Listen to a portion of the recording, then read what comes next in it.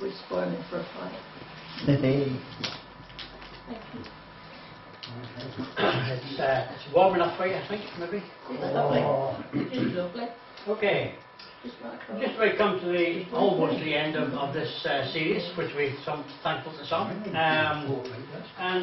We asked a bunch of questions last week, and we looked at a bunch of questions that really were difficult for evolutionists to answer. And really, one of the things that's often put forward is that we as religious people, we just don't know or don't believe in science. That's quite often the way some people put it. The people who are doing that don't realise that evolution isn't science, it's a faith. But they think it's based on good scientific evidence. So is the theory of evolution good science? Creationists often appeal to the facts of science to support their view. Evolutionists often appeal to philosophical assumptions from outside of science in order to support their view. So there are, where creationists are often criticised as starting with a bias, evolutionists don't understand that they also start with a bias, though there are quite a few that will admit that. And especially, I think, now when other things are really moving quite fast in the genetic world. It is not a matter of whether one is biased or not. It's really a question of which bias is the best bias to be biased with, Ken Ham said, okay? Because we all start from certain assumptions. But it's as we look at the evidence and see, if you believe in like Venn diagrams or what-if diagrams, if they work out, you know, in the beginning what, if you decide that matter can create everything by itself, then you'll go down that route, and you think God doesn't exist. Or if you go down God's route, then all the things that evolution puts forward doesn't come into the picture, because that's discarded at the beginning as you move through things.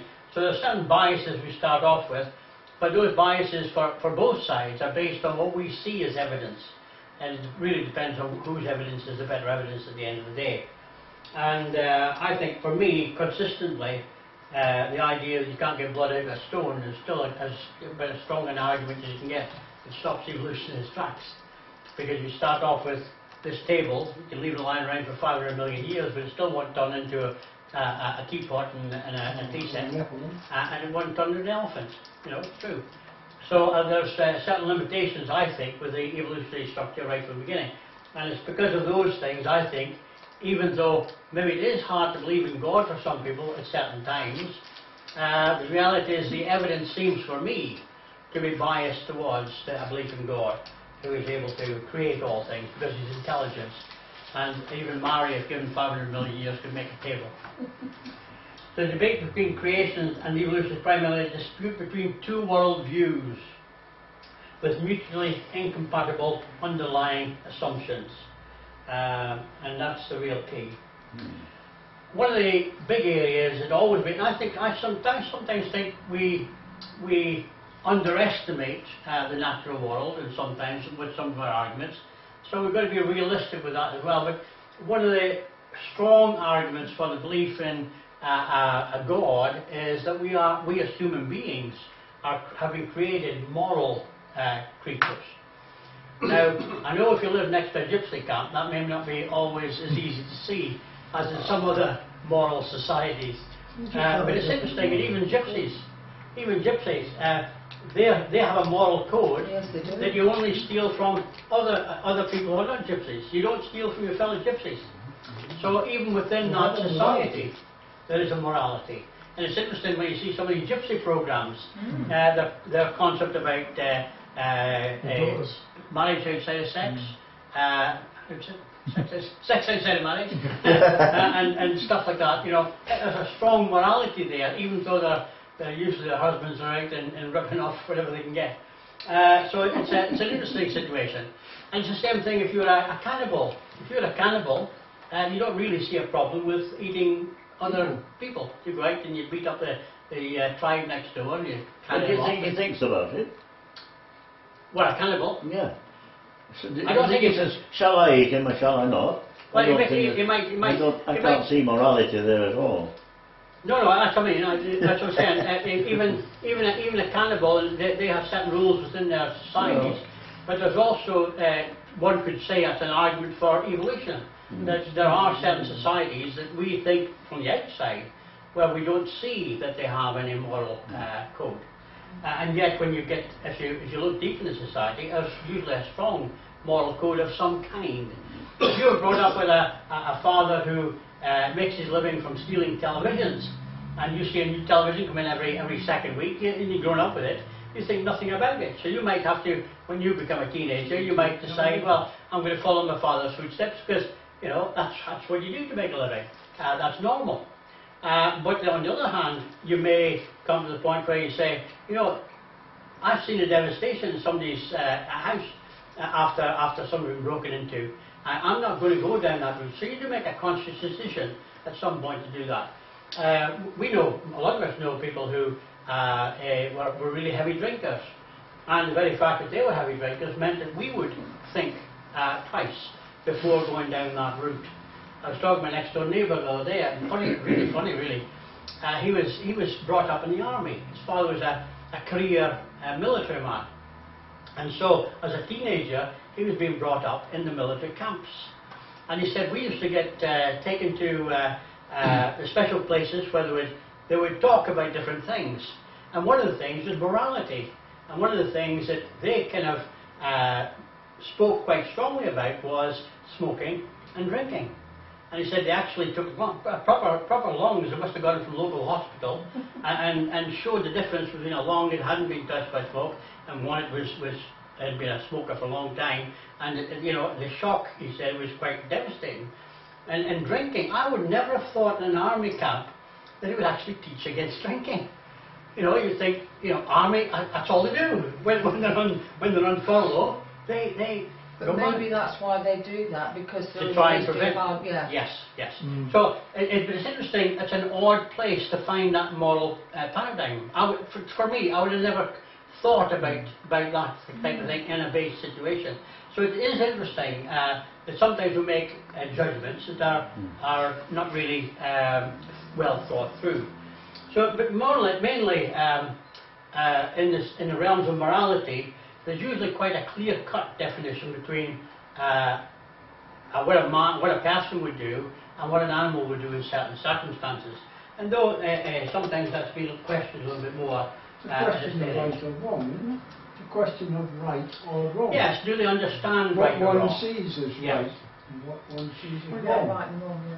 When you think about, he is capable and properly educated of distinguishing between right and wrong, and that's the real difference. You know, sometimes people say, well, the conscience is a good guide, but unfortunately we train our conscience. That's why the son who's brought up with a father who's nicking TVs, you know, they don't see that as wrong because that's just the way to live.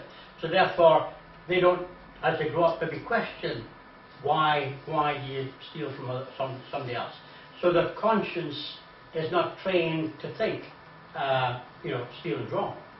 And that just doesn't come into it because it's not part of their lifestyle. So, but there are certain things that are right and wrong. So, as a human being, we are capable, usually, when properly educated, of distinguishing between right and wrong. The sad thing is, quite often, having made the distinction, yes, that's wrong, we then go out and do it anyway. But that's our choice. I think another element there, Graham, is the fact of rationality. We are rational beings. An animal is not rational. An animal won't think, is this right, is it wrong? That's important. Yeah, It's not just a matter of instinct, it's a matter of that. I think that is one of the major differences between human beings and animals, is that made in God's image, not only moral, but rational. Well, it's a very fine line between rational and they both belong together. I think well, they're two sides of the same coin. But I think there's a fine line between what we think of as instinct and what is natural. For example, a geese. I was having this discussion with my wife a couple of weeks ago, as you do. We're talking about the way the geese fly, and there's always more geese on one side than the other in a V formation. And then as they fly along, they always see somebody else takes the front, takes charge. There's also something else which I didn't know until I read about it, that if a goose falls ill, two other geese will actually go down to the ground with it and stay with it during its illness, even if it means death, ultimately for the goose. the geese will stay with them. And that was mind-blowing to me, because there's some things that happen in nature that is really quite complex. You think, well, are they thinking about that? Is that just instinct, or what's going on there? Instinct, I think. Yeah, it's interesting. So it's a close difference between somebody on a running track doing a marathon and somebody feels ill in front of them, and instead of continuing the race, because they're going to lose the race if they do, but they actually will make a choice to stay with the person who's ill. You know. There was another interesting fact about elephants. I was thinking about it. You think about going, trained elephants come across the carcass of an elephant that had been slaughtered, been butchered, and the elephants picked up the bones and they took the bones into different areas to break the carcass up. And some areas also, certain elephants will go to a particular place, like an elephant cemetery. For the elephants die and spend time there, and then in a grieving time, some people would say, and then they go away. So there's a lot of stuff they're doing in the scientific field, which is quite interesting, and almost blurring some of the things that a couple of years ago we would have taken for granted as a differentiation between, that's just instinct, as opposed to there's real feelings going on here. But probably one of the biggest things that they're doing experiments with at the moment is squid. They're really, really clever things, and you can put them through all sorts of really complicated areas, and they will find their way out, or they'll find their way back in, or food or whatever.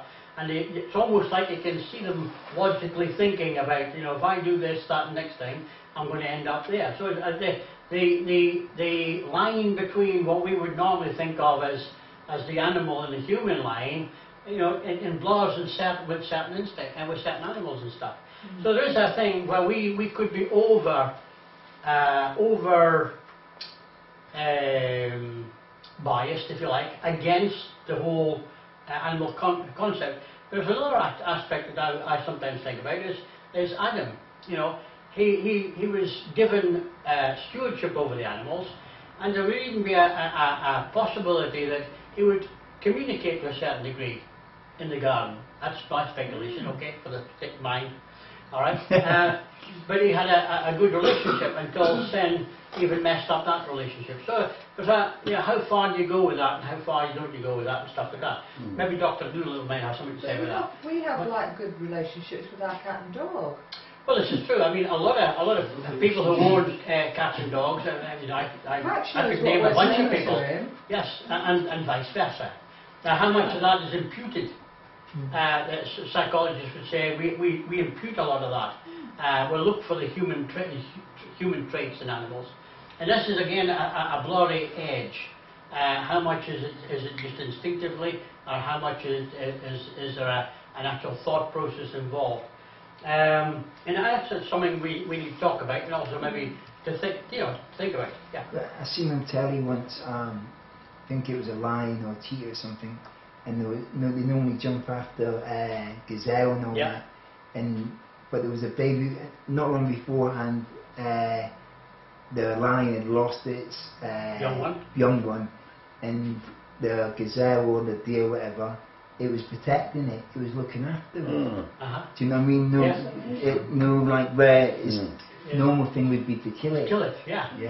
So these anomalies, what we would class as anomalies, outside the norm, but at the same time make us maybe a little bit less willing to make blanket statements of real total opposite type of deal. There is certainly something going on there. I mean, a while ago I was a program about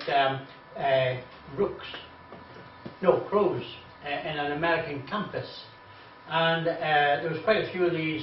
Maybe it must have been rooks, because there was a bunch of them. So crows a nice solid about it. So it must have been rooks. But these scientists wanted to understand them a little bit better, so they started to capture them in order to tag them and sort them out. Within a very short period of time, they found that the rooks knew who they were, and as soon as they saw them, they used to start to dive bomb them. So the rooks were showing recognition of them.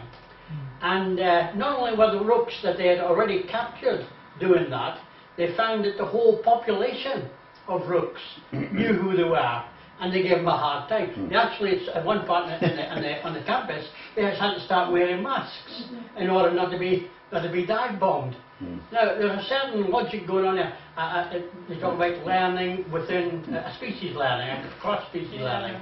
There's lots of stuff like that they're discovering. The Arctic tern is another example. The bird is hatched and it flies alone from this part of the world to the Antarctic. It's never been before, but it makes the trip in one journey without landing. It's an inborn instinct, isn't it? That's amazing. It is. There's some things that the line between the instinct and that aspect and the thinking, how much thinking is involved, it's really, it's interesting. But in reality, in general, okay, humanity is different, technically different, and God treats us as different. You don't see anything in the Bible about a cat or dog going to hell. But there's lots of things in the Bible about we make the wrong choices, we're going to be separated from God for eternity. Now, if that's God dealing with us, because He knows we're rational beings and we have the ability to make choices. And with choices comes consequences. Whatever your choices are, you get the consequences come with it. And so ultimately that's part of that. So we need to recognise that conscience by itself doesn't do the job. Because we can train a conscience, we can cauterize a conscience with no conscience at all. Nazism. Nazism. There was a program on the other night. Somebody was involved in porn from about the age of 12 and 14, and they literally now, when they were adults, they looked at women as just a piece of flesh, just something to be used. And move on. No real development of relationship or understanding of empathy. They were dehumanized in the person's eyes. And there's all this type of stuff. So our conscience can be seared. Our conscience can be kept suppressed. And the more we do things that are wrong, then the more we don't think about them anymore, because it becomes natural to us. And Paul has a few things to say about that in the book of Romans, which is true. So, blind, irrational matter and force can't have these characteristics, and they can't give rise to them. It's a guy called Braden in The Problem of Problems, trying to think about the difference between man and animals in general, and just some of the things we're capable of. I mean, you do see some birds will use a stick to dig into a tree and pull out some, whatever it is, thing inside, and have a luscious meal. And you do have some really clever birds that build some really fancy nests. But it's not really in the bird family. Some can build some like our skyscrapers. But on the other hand, the ants, like in Australia and stuff like the stuff that they build is absolutely phenomenal. And probably we would struggle as human beings to make something as efficient, a cooling system, a heating system that they make in the ant colonies. So there's a lot of stuff going on out there. But is it moral? Are they thinking about it in a moral perspective? Or are they just doing it because God has given them the ability to live in that environment and work in that way? Because God's a pretty clever guy. At the end of the day, if He can make somebody like us, the things He can do for the rest of creation are pretty phenomenal. And so only God, who Himself is good, can impart His characteristic to His creation. So there's an element of, because we are in the image of God, then that's our key role. He has given us stewardship over the animals, and with that stewardship comes accountability. And there's been something like, in this last 10 years, there's been something like 20,000 species of animal, insects and stuff like that have died out. And they're really worried at the moment about the speed with which things are dying out. And a lot of it is due to us and the way we've done certain things. So we're encroaching a lot of animals' natural terrain for our food, burning back the forests and all that type of stuff, fishing the seas. I was talking to somebody up down the other day, talking about farming in Africa, and encouraging us to actually give money to, you know, to be part of that. And I've a struggle really, because we want to help, but we also don't want to hinder. And only about 25 years ago, there was a woman in Malawi. They've got a big, huge piece of water that runs down the middle of Malawi, and a woman was given a boat for fishing. And very soon after that, she was making enough to look after herself and her family that she was able to purchase a second boat. And less than 25 years after, it's not just her, because lots of other people were, the same thing was happening. Now, in the same lake, it's overfished. They have a problem with the fish population. It's been overfished. We've given them the technology, and they use the technology so efficiently that they're wiping out the very thing that was there in the first place. You know, so we're very good, but we also got to be very careful. And sometimes the decision we make in the best possible manner really can bite us back. I remember the Russians many years ago, with their idea of huge monopolies of certain areas. That's going to be growing grain, that's going to be a factory unit, this is going to be something else, and this is going to be something else. And these huge areas were set aside for these things. And they had one, I think a crop was, I don't think it was corn, but it was something like, oh, it was cotton, a cotton crop. And it wasn't just a couple of fields, this was just a mass of miles and miles of field growing cotton. Well, the problem with cotton is it's very water hungry. And so all in this place they had an inland sea. They had literally huge, you know, like Peterhead fishing boats actually on this sea, on inland sea. And it only took about 30 years, and they wiped out all the rivers coming in, and all the inland sea dried up. And of course, because the inland sea was salt sea, the wind came along and blew it back over the cotton fields and wiped out all the cotton. Who could imagine that? You know. Grant, Yes. I'm sure I wrote something not long ago that says that they find new species of things every so often They as do. well. We haven't been, as loads of areas in the Amazonia rainforest that we haven't been.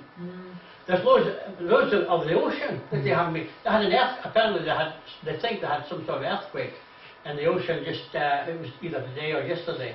And there's this thing been taken up in some sort of beach that I've never seen before. Obviously, whatever happened down deep in the sea was really down deep, and this thing lives down deep, and had been killed and then washed on the shore. It's a bit like the coelacanths. The coelacanths tend to be loaded, and they thought they'd be dying out millions of years ago. Living fossils. And you know, there must be at least 40 or 50 of them they've got now, but they realise they live down there. So there's lots of stuff we just don't know. Matter of fact, when you ask them about the cataloguing of named species, they can tell you there's a lot of stuff to know about that doesn't even have a name yet. Papua New Guinea, places like that, Madagascar, places like that, they just haven't even touched the surface yet. So there's thousands, hundreds of thousands of stuff out there we haven't seen yet, but at the same time, what we do know is the ones that we do know about, and some of them are really struggling, and they're working at the moment to try and figure out how we can try and turn back the tide in some of these things. Some of it's overfishing, a lot of it's, you know, it's man's stupidity really. Okay. Anyway, I was going to go. Okay. Only God Himself is good. So at the end of the day, a moral argument. Okay, we are moral. We can know this to be right and wrong, not because God has made us robots and we have no other choice, but because God has made us with a free will and has given us a choice. And you know, if I was God, I would have turned back the clock a long time ago. When you see the mess that humanity can make to themselves so easily, and you think, God must some days up there scratch his head thinking, what did I make them for? What is the point? You know, can't they understand that they've got a common heritage? Can't they understand that they can live together work together and they're responsible for the world, and one day I'm going to come back and judge them on what they've got. You know, he must really shake his head at some of the stuff that decisions that we make. And the sad thing is, almost as soon as we make that decision, God already knows and sees the mess that's going to bring. You know, and that must be more frustrating. You know, if you do this Hadron Collider, they're doing stuff there, and they'll tell you, we don't know what we're doing, but it's exciting. We're pushing the boundary. They don't know what they're doing, and they're talking about creating, you know, it could blow us all apart next week. That's right. Well, the science will be good. It'll be recorded for posterity, wouldn't it?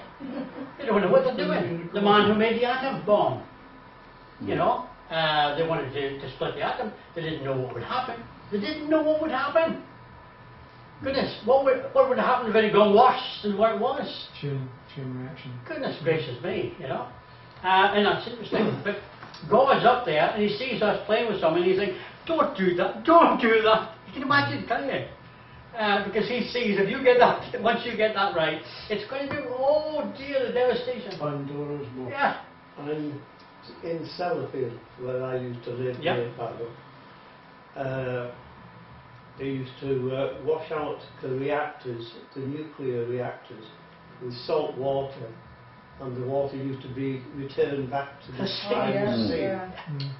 And for 20 years, they had to pay compensation to the people who got cancer, because it was the highest rated area in the world for people getting cancer. I knew you had a glow about you. Yeah.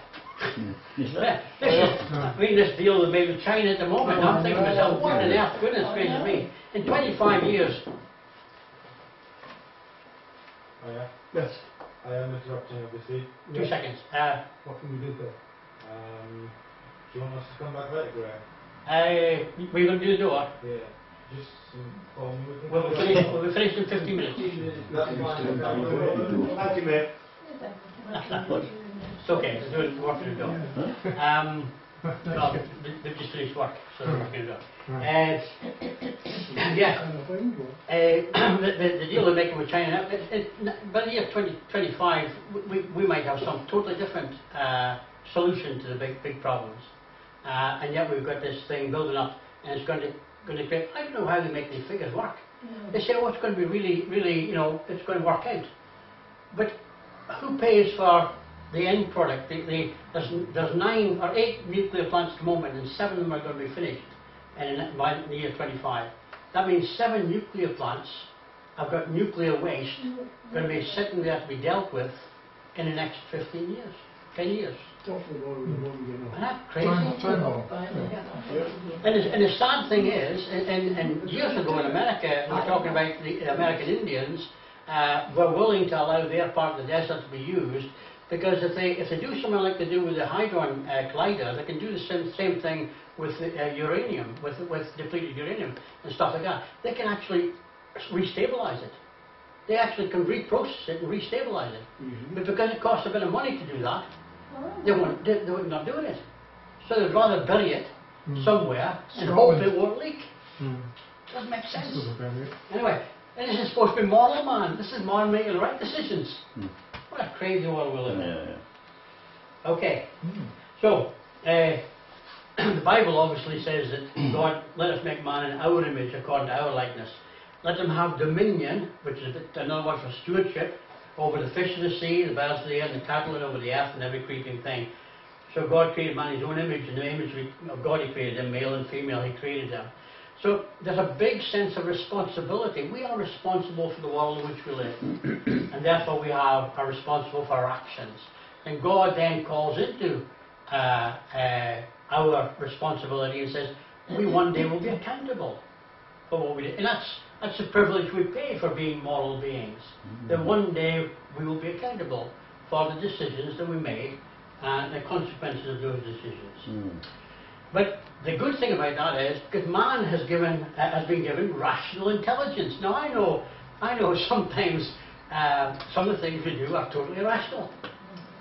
But we are capable of rational thought. We have the ability to reason, we have the ability to invent, we have the ability to communicate. And all that is a blessing, really. that we should be able to deal with our situation, get ourselves better, and bring everybody's standard of living up into a decent standard of living. Instead of that, we spend most of our time fighting each other. If you see somebody getting on in this world, quite often you'll hear somebody say, "Oh, I didn't like him. I hope everything goes haywire." What a way to say that. But having said that, once you do get on, then they're making a lot of money. I would hope they would have the responsibility to then pump some of that money back in. Mrs. Thatcher, in her heyday, was praised for helping people to innovate and make loads of money. But with it, she didn't instill in them the social conscience, where if you do make that kind of money, pay your taxes, put something back into the community. No, they would shoot off with their Lamborghinis and burn up the countryside. Just totally immoral use of the blessing that they've been given. And so with accountability comes responsibility comes accountability, and that's a big thing. Man has a will and a power to choose. He's a free moral agent. He has emotions. He can experience joy, love, anger, hatred and sorrow. And all that is part of our makeup. And that makes us, it should make us really people who can empathize, people who can understand one another and be there for one another, because that's what God intended. Man has a conscience. He's able not only to distinguish between right and wrong, but also to have an inherent sense of guilt when he has done wrong, a sense of approval when he has done right. Now that's highly developed in a lot of men. Okay, if you've been married to a man, you know when a man does something, the first thing he does, he turns around and says, "What do you think?" Okay, a woman can do 50 things, and a man would never even think of saying, "Wow, that's really good." Matter of fact, I said to Susan the other day, I said, "Where did this come from? Where did this come from?" There's a brand new brush and dustbin and brush and behind the freezer. I said, where did that come from? She says, "It's been there for 2 years."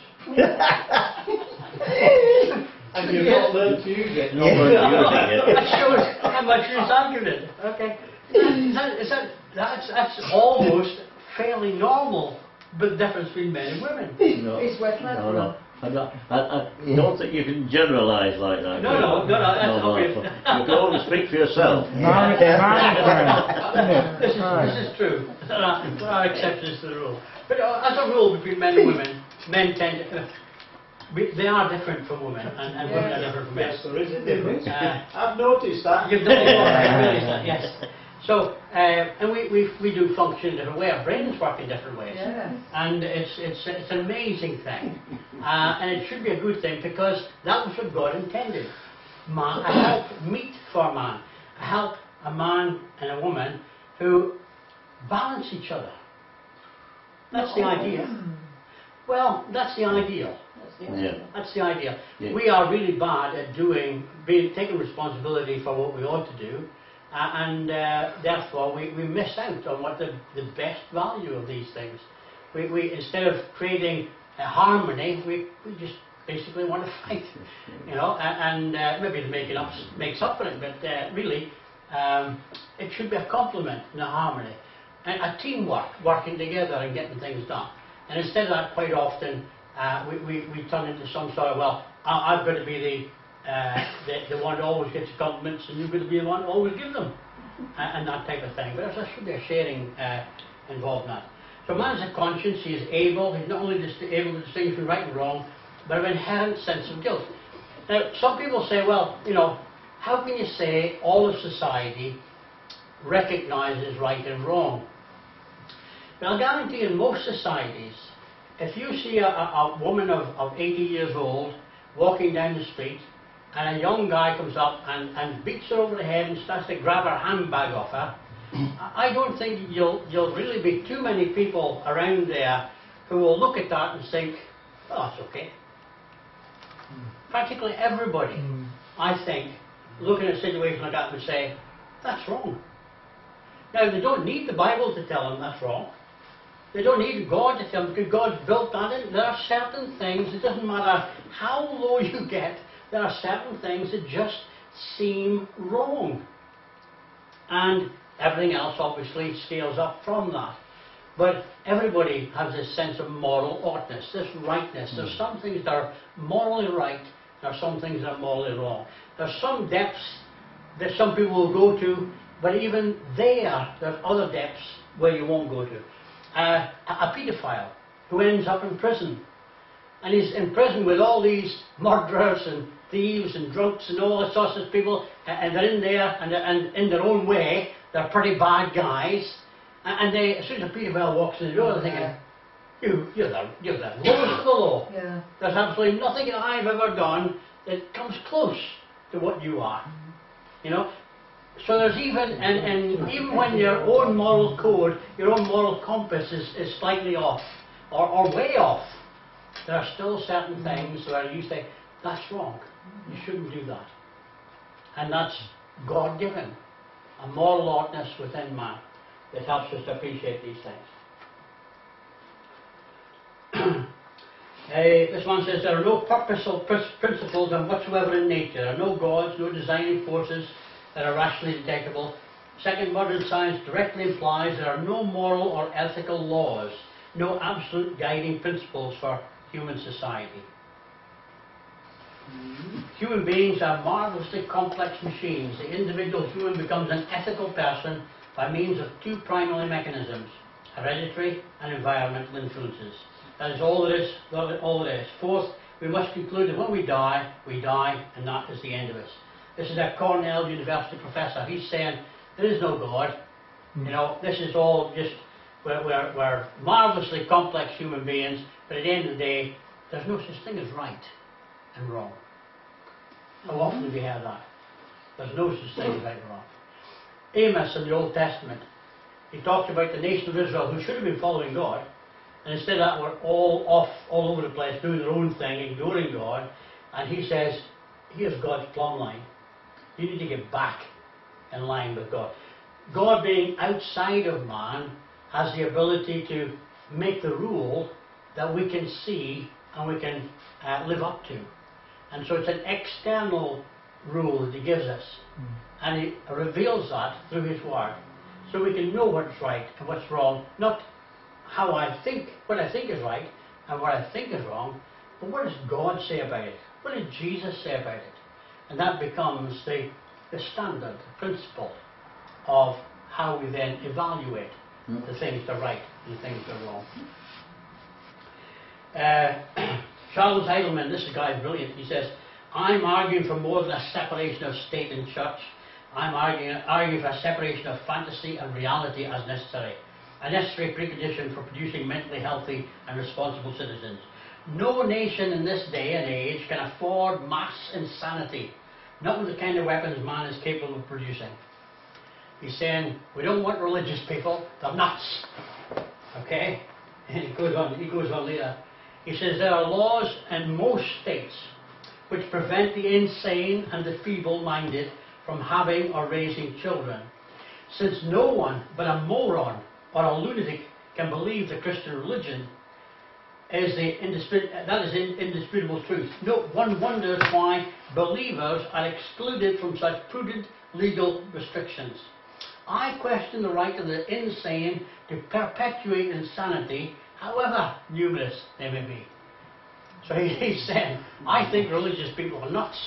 And if I had my way, I would make laws that would ban them and sort them out. Because we have laws that prevent the insane and feeble-minded from having or raising children. Why can't we do that with religious people? They did that. Well, he did, yes. He says, I am for keeping religion out of schools. As a matter of fact, I am for keeping religion out of churches and even homes. And in fact, I am for abolishing religion altogether. Yeah. Antichrist. Well, this guy, he said, I don't want rules. I don't want things to control my life. I don't want to think of a God that imposes some sort of external restrictions and tells me what's right and what's wrong. I want to do my own thing. And the easiest way to do that is say, A, there is no God, therefore that takes care of that bit. But also get rid of all these people who claim there is a God. Because they're bad enough. They give you a bunch of rules as well. So let's, put them in a cage somewhere and dump them in the sea. Get rid of them. The only problem with that is that religion is being kept out of schools. Yeah, it is. Schools now. That's right. unfortunately. He is, that was in 1984, he is having his way to a degree, and that type of thinking is quite strong in certain areas. Religion, Christian, I should qualify that. Christian religion has been forced into a backseat. In his book, Ethics Without God, a guy called, the atheist called Kai Nielsen admitted, to ask, is murder evil, is to ask a self-answering question. It depends. Depends who you murder. You know, you might be doing the community a favour by getting rid of some people. There's no such thing as right and wrong. So it really depends on a day whether if you murder somebody it's really right or whether it's wrong. And some people could actually understand that argument. For example, murder is it's a motive term. But for example, if you had young children and somebody broke into your home and was threatening your youngest child and you had a knife handy, would you kill him to protect your children? But that would be murder. But would it be wrong? It's difficult, isn't it? That's where you see. So sometimes if you polarise the questions, it's simple. Oh no, you never do that. Never do that. But if you think about some of these questions in a slightly different situation, then sometimes they become really difficult questions. But in his concept, premeditated murder this is illegal, isn't it? well, I mean, they have in France, don't they? They have murder, but they also have Crime of passion. crime of passion. Somebody did something immediately, and you reacted immediately, therefore you can away. Okay. Anyway, we'll hold it there. And so, with these people's words ringing in your mind about there is no morality, man is just an animal, so therefore we can behave any way we like. We'll leave that, and hopefully next week we'll reverse that trend. But why are these people afraid of terrorists? When the Christians, they said Christianity's names says, let there be peaceful with God, the world will be a peaceful place. And they said, ban the Christianity. Then why are they afraid of the terrorism who says, let the world die? Well, the problem is, they would argue that the religion has been the cause of war. They wouldn't say that it's anyway. I'll put it on next week. Okay. Frank, will you lead us to one there? We're just following it at the end.